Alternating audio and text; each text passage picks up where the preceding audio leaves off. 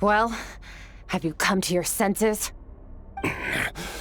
You saw that my body was at its limit.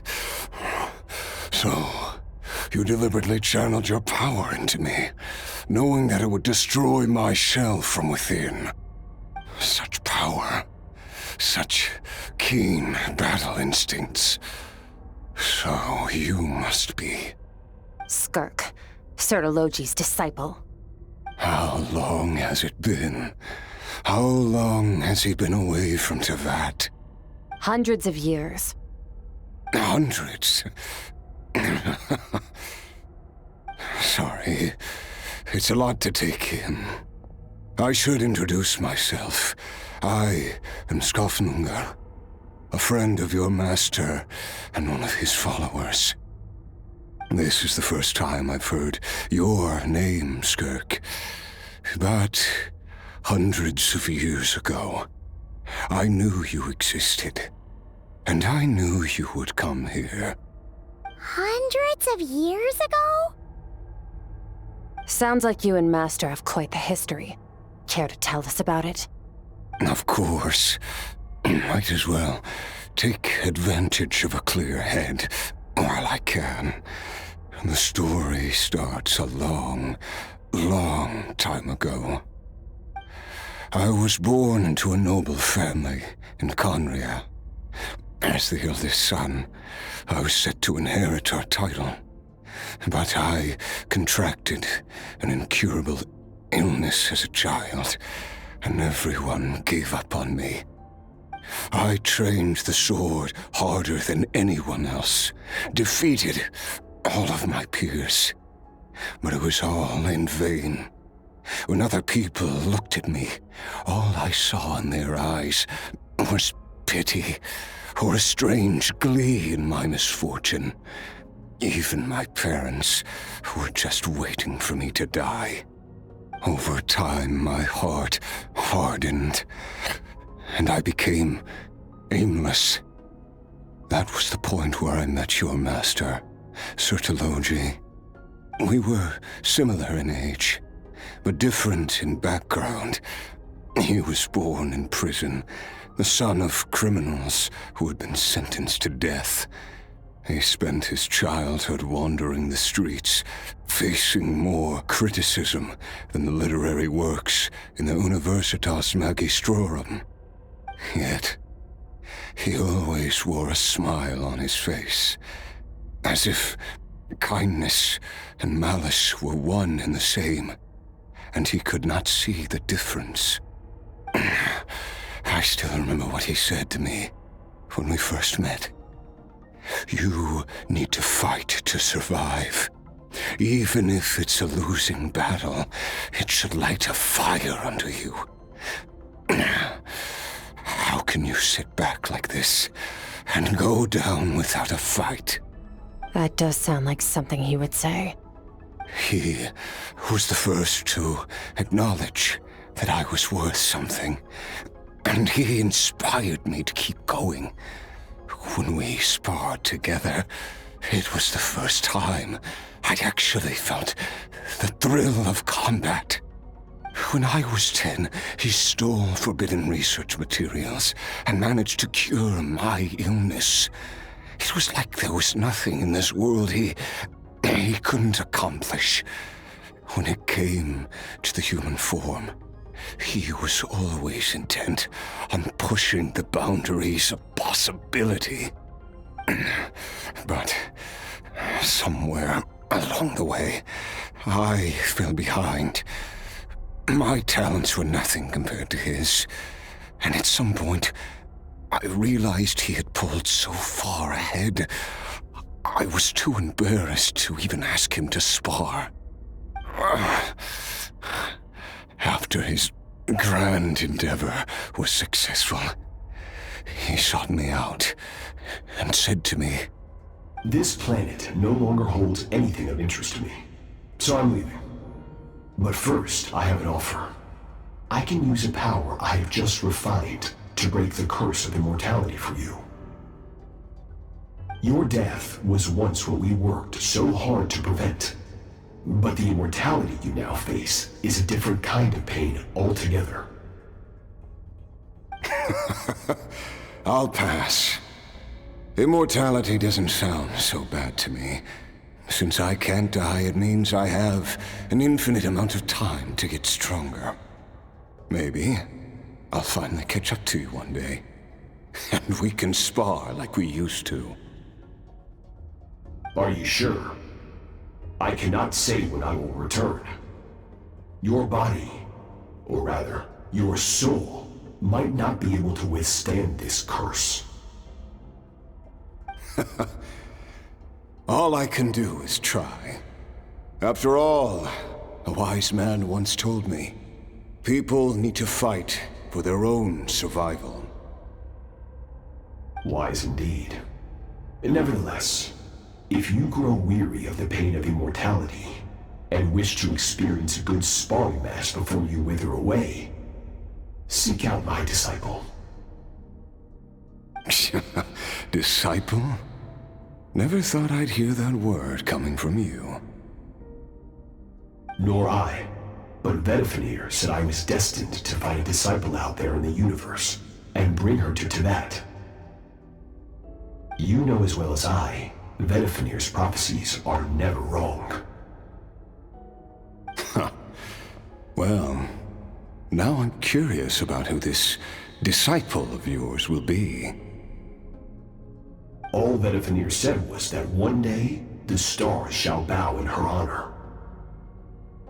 Sounds pretty impressive. Of course. Only the most outstanding people would have the right to become my disciple. Still self-assured as ever, I see. But you're not wrong. I'll be leaving then. Oh, and if you are serious about getting stronger, I left you a little gift in the primordial sea. As I've said before, walk whatever path you want. Freedom means even the wicked get to make their own choices. Waiting for me in the primordial sea was the all-devouring narwhal, already beaten into submission by Surtalogi.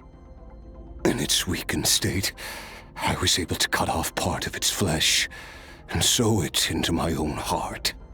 Your heart? That sounds like torture! How did you even survive that? Because, of course, I bear the curse of immortality.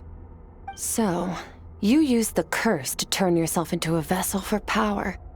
Even with that whale's ability, devouring power like that is not something the human body can withstand. With your body and soul constantly at the breaking point, it was the curse of immortality that sustained you. But that is not the path to strength. You have to pour your heart into it, work for it, dream of it. Instead, you stole something that didn't belong to you, and it backfired.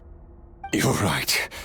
I should have known better, but I had already pushed myself to my limits, and he was still miles ahead of me.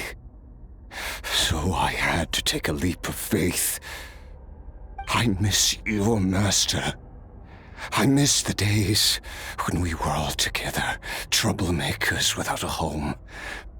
I don't regret the choice I made.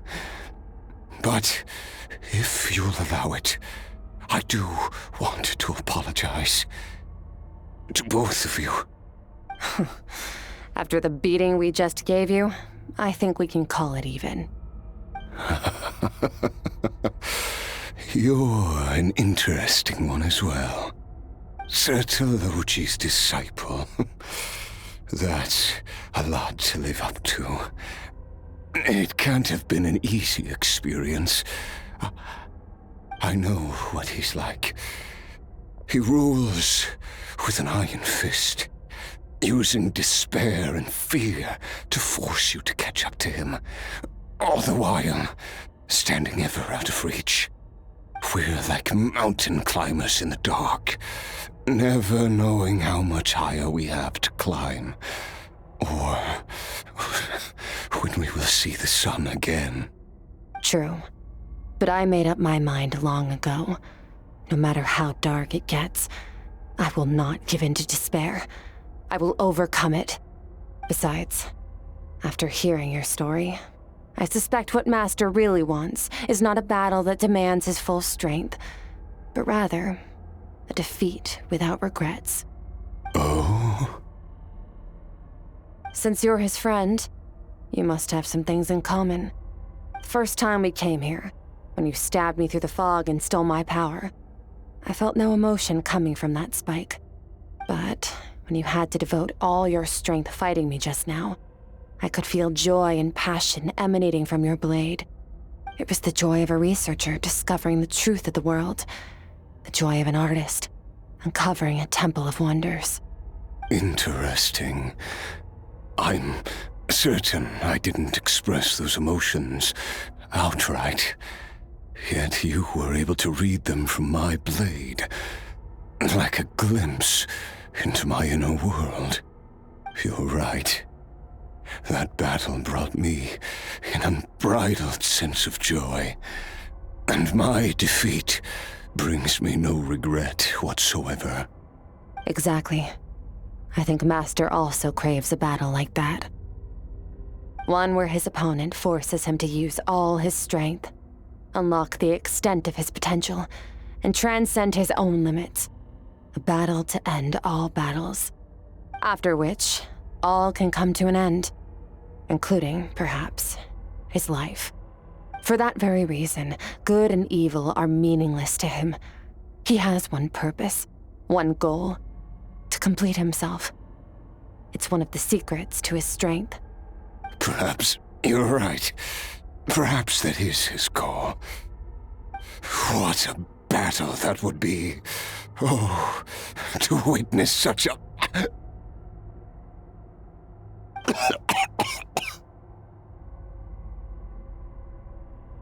Are you okay?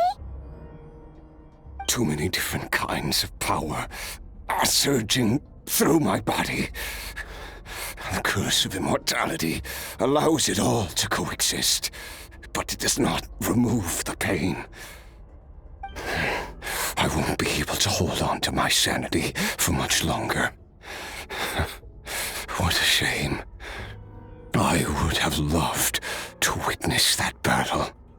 Surtalogi once offered to free me from this curse. Now, I must ask that of you, Skirk. Can you release me from the pain? I can, but not through death, if that's what you were hoping for.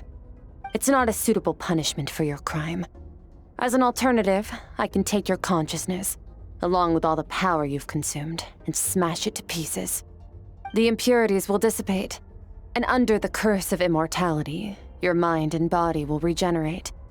When that process is complete, you will be back to who you were before, no longer tortured by powers you can't control. But it will be a time-consuming and painful process. The decision is yours to make. I accept. And who knows? Perhaps I'll wake up in time to witness your great battle with Surtalogi. I have faith that you'll be able to stand against him one day. Though I know it'll be a long and arduous road. If we are climbers in the dark, it appears the dawn has finally broken for me. But your ascent continues. At least, it looks like you are not alone on your journey. I will reach the top of this mountain, no matter what it takes. And you, Skofnungr, will be my witness at the end of all things.